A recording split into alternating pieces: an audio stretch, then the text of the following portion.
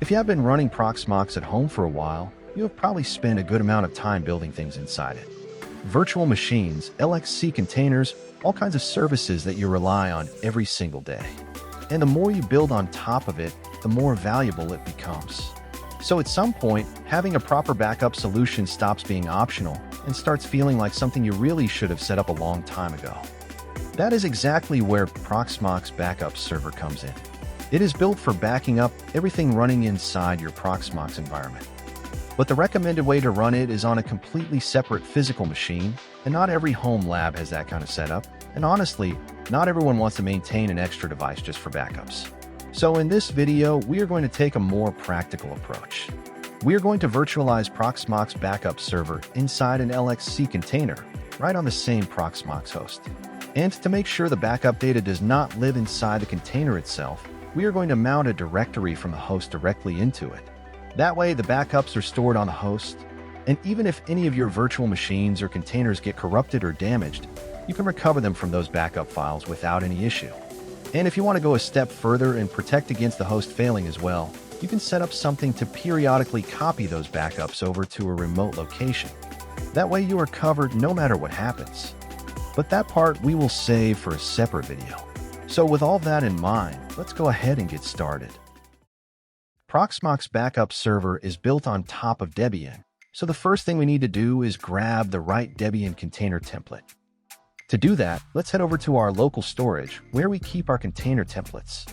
Once you are there, click on CT Templates, and then click on the Templates button to open the download list. Now, type Debian into the search box. You will see two versions appear, Debian 12 and Debian 13.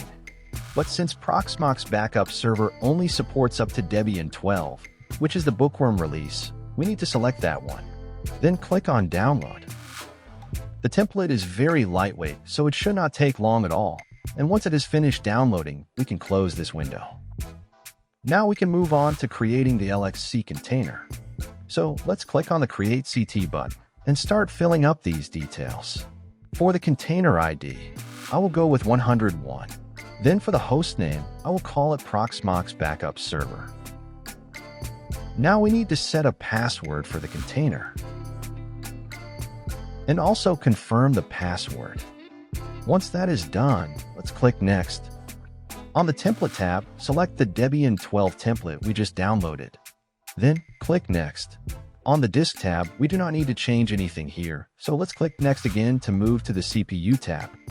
Here I will set the cores to 2, and that should be plenty for what we need. Then click Next to move to the Memory tab. The official recommendation for Proxmox Backup Server is 4 GB for memory, so let's set both memory and swap to 4 GB. Then click Next to move on to the Network tab. Here, enter the IP address you want to use, along with your subnet mask. Then provide your gateway IP in the Gateway field. Once those are filled, click Next. On the DNS tab, we do not need to change anything at all, so let's just click Next one more time. Finally, on the Confirm page, you can review everything you have selected and make sure you leave the Start After Created checkbox unchecked, because we need to make some modification to the container configuration before we boot it for the first time. For now, just go ahead and click on Finish, and the container will start deploying. Once it is created, we can close this window. But before we start the container, we need to make a small but important change. For that, we need to navigate to the Shell tab of our Proxmox node. The first thing we need to do is create a directory on the host that we will pass through into the LXC container as a mount point. So type mkdir, followed by the directory path which you want to create. Let me create it under /mnt and name the directory as backups. Now that the directory exists, we need to edit the LXC container's configuration file to register that mount point.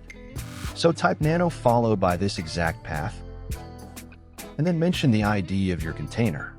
For me, it's 101, then along with that type .conf and press Enter to open the file. Now take the cursor to the very end of the file and add a new line, starting with mp0: followed by a space, then the host path, which in my case is /mnt/backups.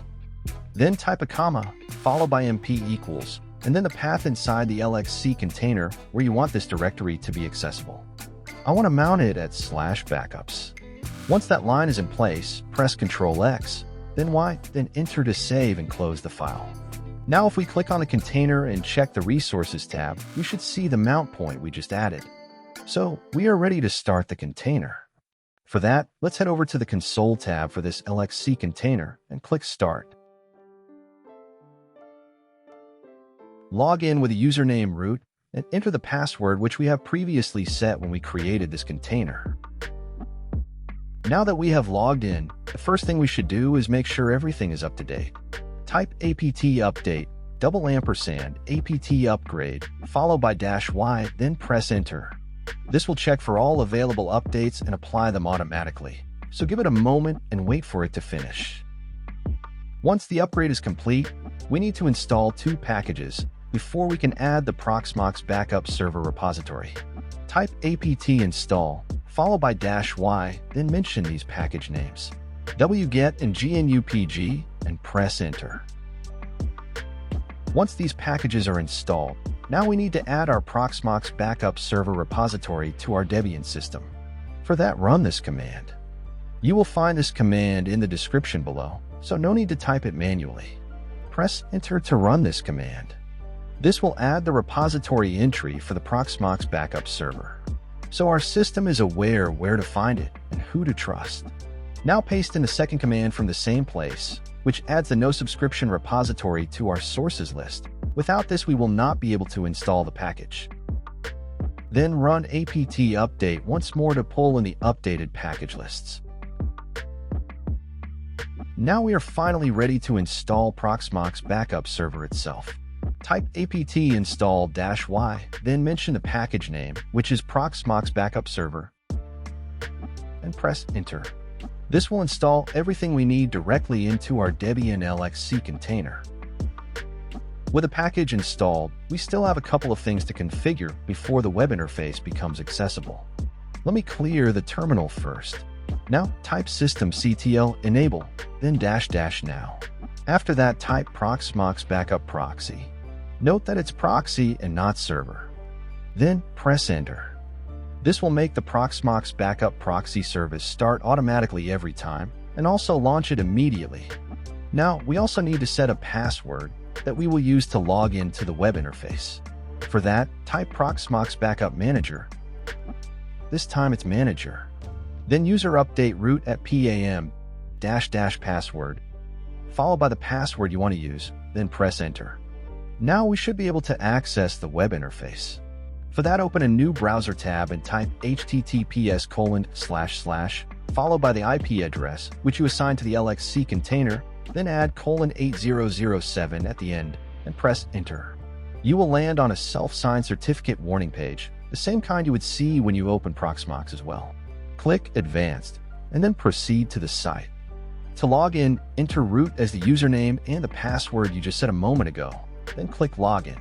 You will see the familiar no subscription warning. Just click OK to dismiss it, and we are on the Proxmox Backup Server dashboard. Now, the first thing we should take care of is the repository configuration. Head over to the left panel where you will find the Administration section. Then at the top, click on the Repositories tab. You will see an enterprise repository listed here. And just as with Proxmox itself, you can select it and disable it since we are not using an enterprise subscription. The no subscription repository was already added earlier during our installation steps, so there's nothing more to add there. And because we updated our Debian packages during the installation process, if you check the Updates tab, you should find that there is nothing waiting to be installed. With that, Proxmox Backup Server is fully installed, configured, and ready to use. Now let's move on to configuring the storage, where our backups will actually be saved. We have already mapped the backups directory to this container. We can check that by opening the shell and running ls-al to list the contents. It looks like we have nothing here, because we are currently inside the root user's home directory. So first we need to navigate back to the root of the file system, and now if we list the contents here, we can see our backups directory is present. We can set this directory as a backup storage, but there is a small problem. Let's move into this backups directory. And right now it is completely empty, but if we try to create a file here, we will get a permission denied error. The reason is Proxmox uses a different user and group ID for the root user that is used by the LXC containers, so we need to correct the ownership of that directory on the host side. Let's go back to the Proxmox VE, and here we need to select the PVE node and access the shell tab. It is already active for me. Here, we need to run this command. chown-r. Then for the user ID, type 1 followed by 5 zeros. Then add a colon and use the same for the group ID. Now add the directory path, /mnt/backups, and press enter. Once that is done, let's head back to Proxmox Backup Server shell, and let's try creating a file again. And this time it looks like we were able to create the file without any issue.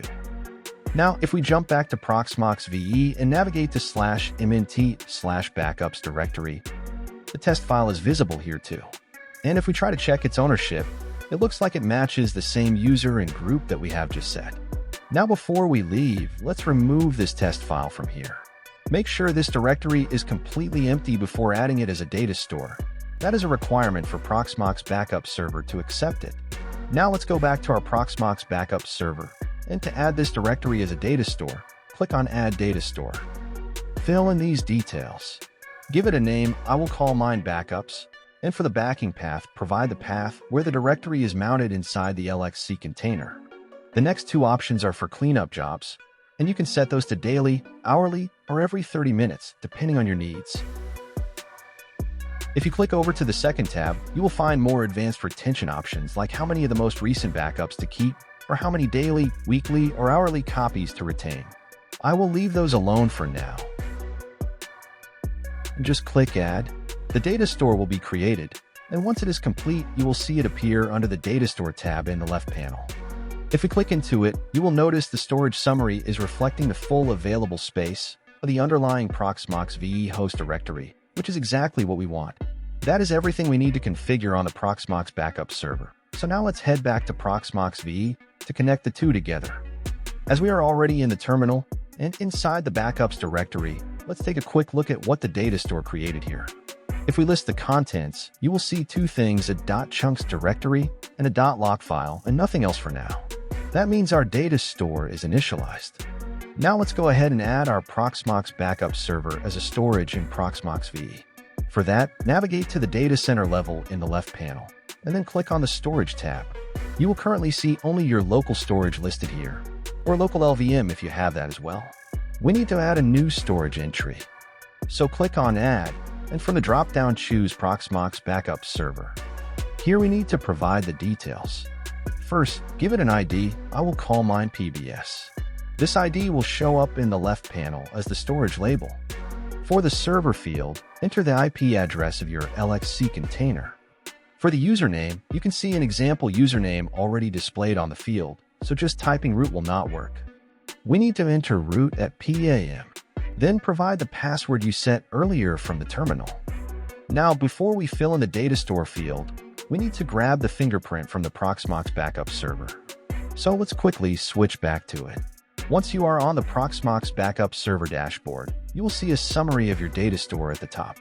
Look for the Show Fingerprint button and click it. A pop-up will appear with the fingerprint string. Click the Copy button to copy it to your clipboard. Now head back to Proxmox VE and paste that fingerprint into the fingerprint field. And for the data store field, make sure you enter the name exactly as it appears in your Proxmox Backup Server. For me, that is Backups with an uppercase B. Once all of that is filled, we can click on Add, and that will register the Proxmox Backup Server as a storage location inside Proxmox VE. With the storage connected, we can now set up a backup schedule. Head over to the Backup tab and click on Add. Here you have a few things to configure. First, select which node the backup job should apply to. If you have a cluster with multiple nodes, you can pick a specific one or leave it set to all. Next, change the storage from local to PBS so that our backups get pushed to the Proxmox Backup Server. Then set your schedule. This controls how often the backup job runs. You can choose something like every 2 hours, or adjust it based on your own needs. The rest of the options can be left at their defaults. Now scroll down to the VM selection area and choose which virtual machines and containers you want to include in this backup job. Once you have made your selections, click Create. And the backup job is now scheduled. You can come back and edit it at any time to add or remove VMs. Now, to actually see how the backup and restore process works, let me run this job manually right now, instead of waiting for the schedule. Click the Run Now button, then confirm by clicking Yes. This will start the backup job in the background, and you can track its progress in the task log at the bottom of the screen. It looks like the backup job is already completed. Now, before I walk you through the restore process, let me show you the contents of the machines I just backed up. Let me start up this dev virtual machine. Once it comes up, we can see from the Summary tab that its IP address ends with 186. Let me SSH into it from the terminal.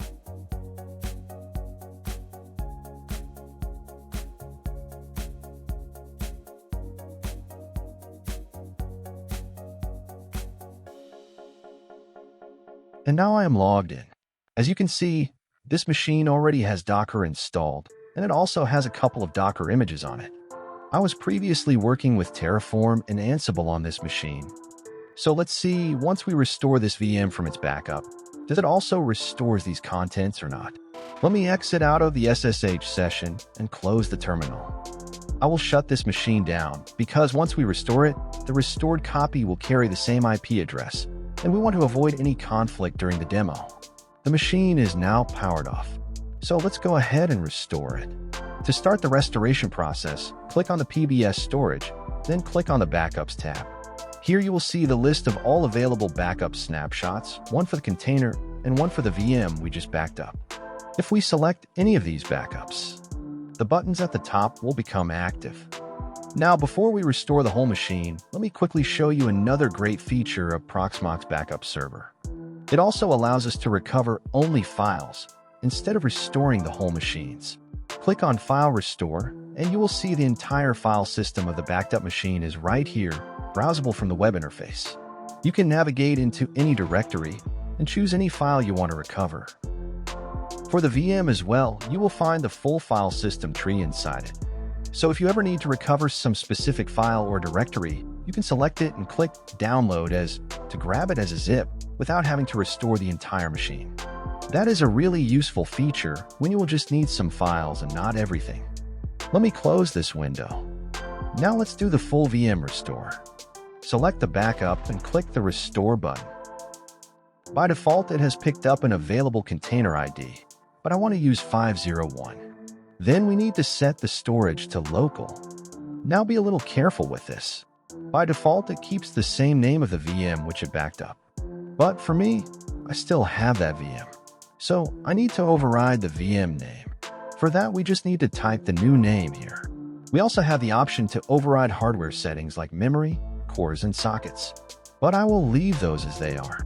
Once you are ready, click Restore. And watch how fast this goes. The entire virtual machine is being restored right in front of us. And I want to be clear, this footage has not been sped up in any way. That is the actual restore speed.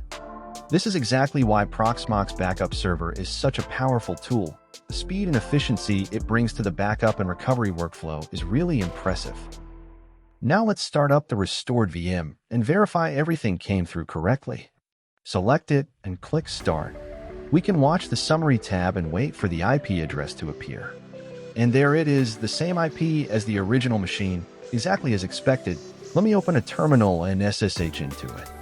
And as you might expect, the host fingerprint has changed since this is technically a new VM entry, so we will just clear that quickly and reconnect. Accept the new fingerprint.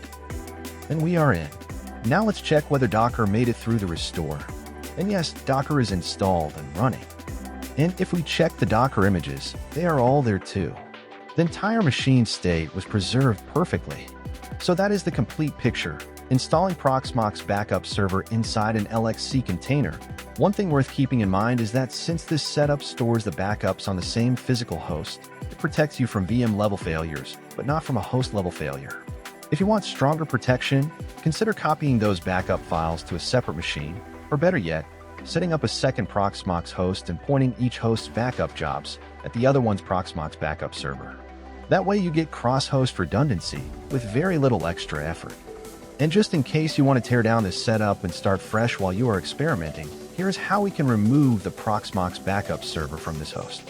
First, go to the Data Center, then the Backup tab, and remove any backup jobs that reference the PBS storage. Then head to the Storage tab and remove the PBS storage entry itself.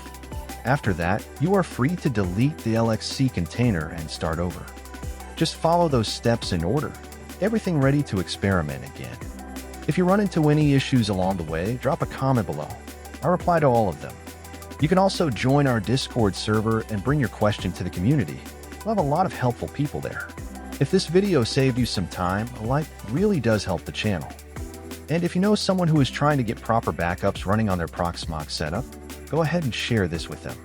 Thanks for watching, and if you do not have a second host available, or you want to explore a different approach to this, make sure to check out the next video where we look at another way to set up Proxmox Backup Server with even better protection for your backup files.